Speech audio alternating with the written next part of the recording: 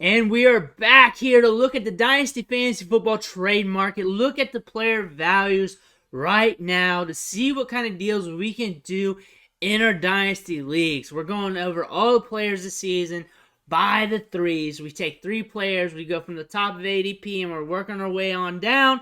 That way we cover everybody. So in each video, we got a guy at the top, a guy in the middle, a guy at the bottom, and we're mixing and matching it throughout the offseason, week by week. And today we're covering the wide receivers. We're covering 3 wide receivers. Yesterday we did the running backs, so you can check that in the archives.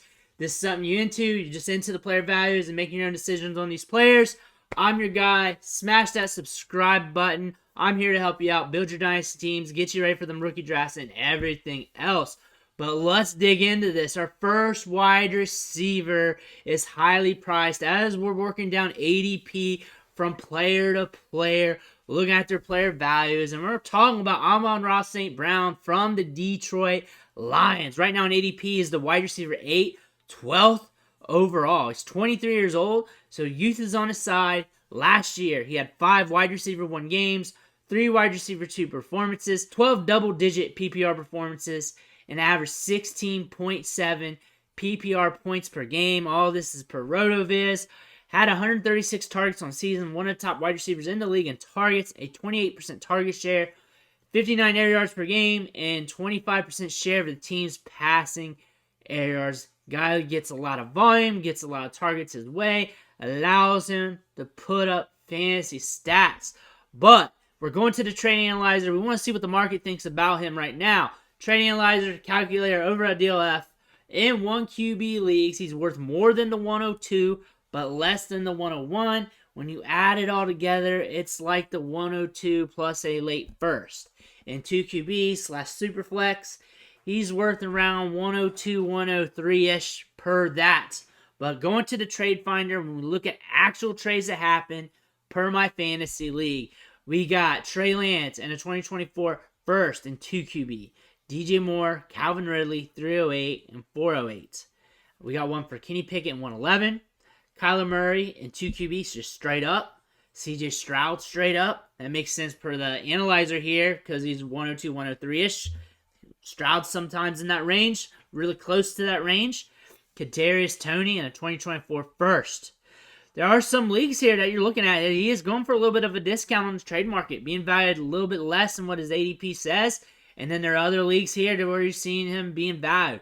I just don't see him being very liquid on the trade market. I feel like once you get a wide receiver like this who's 23 years old, who's productive, that's getting a high-end target share, 25% or higher, you're going to hold on to him. We want to build our teams around these young, productive wide receivers. You get one, you hold on to them. Once they hit around 26, 27, then you're going to try and move them around a little bit. And if you're moving around one of these wide receivers, you're expecting back a good return.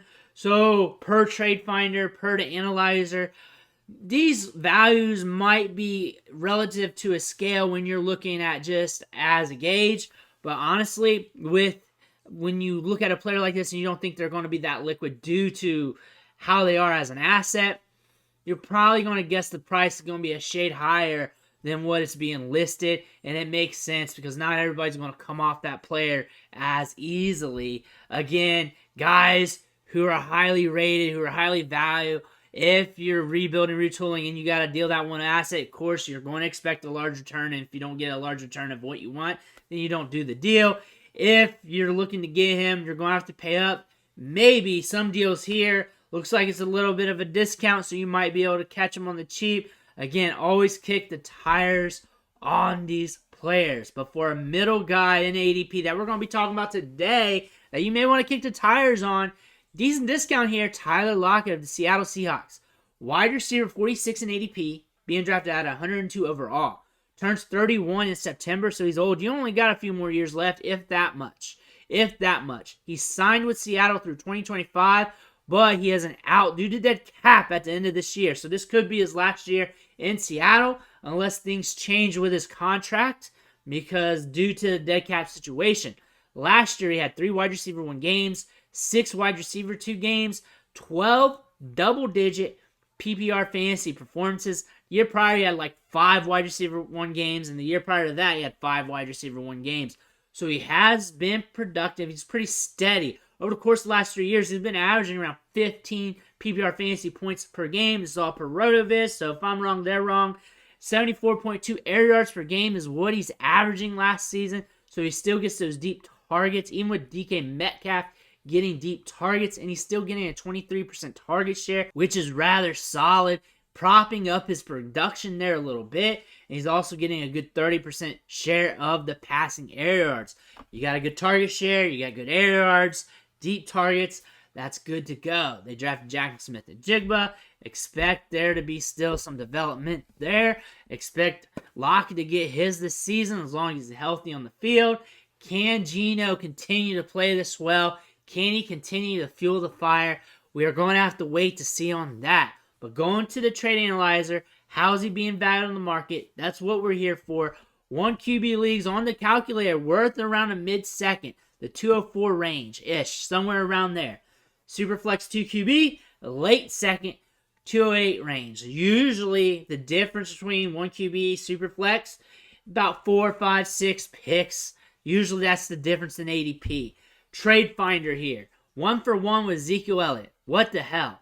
Devin Singletary and 205. 2024 second, 210. Straight up for Dalton Schultz. Straight up for a 2024 second. So for the price, it depends on how you view this. You can either view him as expensive due to him being an aging asset and him being worth a second still. Or if you're in it just for the now, you're just focused on 2023, that could be a deal for you considering what we've gotten. 3 wide receiver 1 weeks last year, 2 seasons prior each year with 5 wide receiver 1 weeks. Spike weeks are huge with this guy. Maybe you want that. Maybe you're in a position you don't want that and you want to sell or avoid completely. It really depends on your situation, what you want. But that's the price. That's the going rate. You're seeing him go for a second for a lot of times. You're seeing that on the calculator. Everything's kind of adding up. If you get him for a third, consider that a little bit of a discount. But that's what the market's kind of saying. Dalton Schultz, I think, is a little cheaper than a second, in my honest opinion, because I wouldn't pay a second for him due to the landing spot, due to the change. All this is recent deals that have been done. 1 for 1 deals, because once you add more to each side of the deal, now you got to spend a whole video to analyze the damn trade. So it's trying to keep it nice and clean for you. So here we go. We got a decent here price range. Ezekiel Elliott's definitely not worth a second right now, unless someone's really, really, really overvaluing and hoping he goes back to Dallas to get that one last hurrah. But going to our next guy, our later round guy, or cheaper guy of the video that we're going to look at, Sky Moore of the Kansas City Chiefs. A lot of people like him. A lot of people talk him up. A lot of people are down on him as well, but he's being drafted as wide receiver 61, 139th overall. So he's gotten a lot cheaper. I like cheap players. The cheaper, the better. 22 years old. Will be 23 later in the year. 33 targets last year. That's all he saw. Caught 22 balls. 1 double-digit fantasy performance last year. Still was in the wide receiver 3-4 range. Wasn't very high-end double-digit, but it did happen. Chiefs wide receiver depth chart this year has Marquez Valdes-Scantling, has Kadarius Toney, Rashee Rice, Justin Watson, Justin Ross, Richie James, a lot of other jabronis, and there's a lot of ambiguity here. There's a chance that he may not be moving up the depth chart. There's a chance he could take over. So it is a speculation play with this guy, but it's better to get him now than it is last year because he was expensive last year and he's getting cheaper per the trade analyzer. His price tag in 1 QB is around the 209 range. That's what you're going to have to pay to get him per that instrument. But in 2 QB, he's being valued around the 308. So I think we found a glitch in the matrix. I love it when we find these. 308, 209, big difference. Usually you got like a 5 pick or so variance, maybe a little bit less, a little bit more each way from this, especially farther you get down the board. We got a little bit of glitch by around here. Trade Finder, this gives you the real market. It gives you what people are doing in recent trades over like the last couple weeks. Straight up 205, straight up for Donovan Peoples-Jones, straight up for 2025 second, 2024 second as well, 204. Sunk cost is being played in here because people paid up for him, so they're not going to let him go. They're not going to be as liquid with him, so they're not going to be able to sell. Sometimes the best deal is just realize the sunk cost you paid, ignoring it, and just getting whatever value you can and move on. Other times you might just want to hold just in case there's a bounce back, because there is a good chance that could happen. Maybe not a good chance, but a chance, since his situation is prime and he's developing. We got a second round here in a lot of these trades. It's kind of high, and that tells me people are holding on due to the sunk cost that they paid. They paid like a first, early second. And they're like, I paid that last year. I'll just wait it out. A lot more expensive considering where he's going at in ADP. I'd rather pick him up in a startup draft than via trade. If I can get him for a lot cheaper than this, mid-third, late-third, something like that, I just don't see it happening. I just don't see that being realistic in a lot of leagues. I might as well just hold him, especially in your regular deep dynasty league where you got plenty of spots. You're not going to just cast your rookies away that quickly. If you bought him, you're going to hold on to him a bit. But again, you want to be as fluid too, so I can kind of see that as well. But really, you're not going to want to pay that much, especially when you're looking at the ADP and the price tag there. But when you look at him as the second rounder, it's him versus Tank Bigsby, him versus Rashawn Johnson, him versus Rashee Rice, him versus Tyjae Spears, him versus Sam Laporta, him versus Josh Downs. Who are you going to take over? Who do you want? Who do you want out of that? Do you still want Scott Moore? Do you want those guys? And you're looking at that price range, that's kind of where you're at. Except for when you're talking about 2025 second, 2024 second. A little different in price tag, but some of these guys, 204, 205, and still down the line from there. So you do have some things going on here. You also got some other players that are kind of cheaper. Donovan Peoples-Jones in the trade mix.